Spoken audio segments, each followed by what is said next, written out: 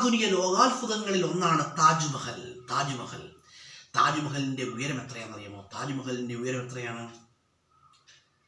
താജ്മഹലിന്റെ ഉയരം എന്ന് പറഞ്ഞാൽ 243.5 അടിയാണ്. 243.5 അടിയാണ് താജ്മഹലിന്റെ ഉയരം. താജ്മഹൽ സ്ഥിതി ചെയ്യുന്നത് യമുനാ തീരത്താണ്. താജ്മഹൽ സ്ഥിതി ചെയ്യുന്നത് ഉത്തർപ്രദേശിലെ ആഗ്രയിലാണ്. താജ്മഹൽ പണികഴിപ്പിച്ച മുഗൾ ചക്രവർത്തി ഷാജഹാനാണ്. താജ്മഹലിന്റെ മുഖ്യ ശില്പി ആരാണ്? ഉസ്താദ് ഈസയാണ്. അത് നമ്മൾ ഓർത്ത് വെച്ചോളൂ കേട്ടോ. താജ്മഹലിനെ കുറിച്ച് നമുക്ക് താജ്മഹൽ ഷാജഹാൻ പണികഴിപ്പിച്ചത് തൻ്റെ പ്രിയപത്നിയായ മുംതാസിന് വേണ്ടിയായിരുന്നു. താജ്മഹൽ ഏത് പേരറിയപ്പെടുന്നു? മുംതാസ് മഹൽ എന്ന് അറിയപ്പെടുന്നുണ്ട്. പാവങ്ങളുടെ താജ്മഹൽ എന്നറിയപ്പെടുന്നു ബീബി കാ മക്ബാര സ്ഥിതി ചെയ്യുന്നത് എവിടെയാണ്?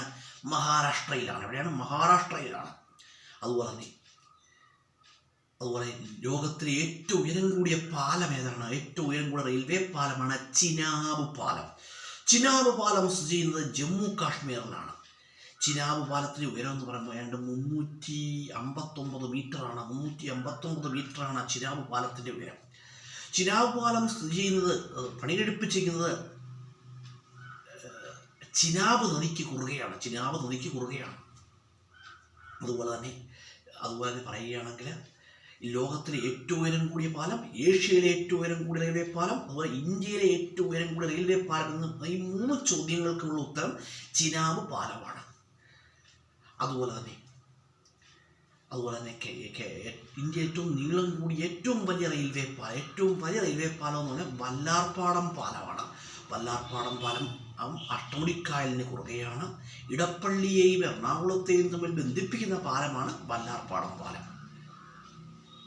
അതുപോലെ ഇന്ത്യയിലെ ഏറ്റവും വലിയ റെയിൽവേ റോഡ് പാലം ഏതാണെന്ന് ചോദിച്ചാൽ ഏതാണ്? ബോഗീബില്ലാണ്. ബോഗീബിൽ സ്ഥിതി ചെയ്യുന്നത്, പണിയെടുപ്പിച്ചിരിക്കുന്നത് ബ്രഹ്മപുത്രയ്ക്ക് കുറുകെയാണ്. അതുപോലെ തന്നെ ഇന്ത്യയിലെ ഏറ്റവും വലിയ പാലം ഏതാണ്? ഭൂപേൻ ഹസാരിക പാലം പണിയെടുപ്പിച്ചിരിക്കുന്നത് ലോഹിത് നദിക്ക് കുറുകെയാണ്. ആസാമിനെയും അരുണാചൽ പ്രദേശിനെയും തമ്മിൽ ബന്ധിപ്പിക്കുന്ന പാലമാണ് ഭൂപേൻ ഹസാരിക പാലം.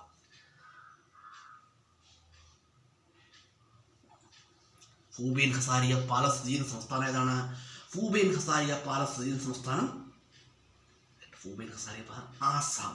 ആസാമിലാണ്.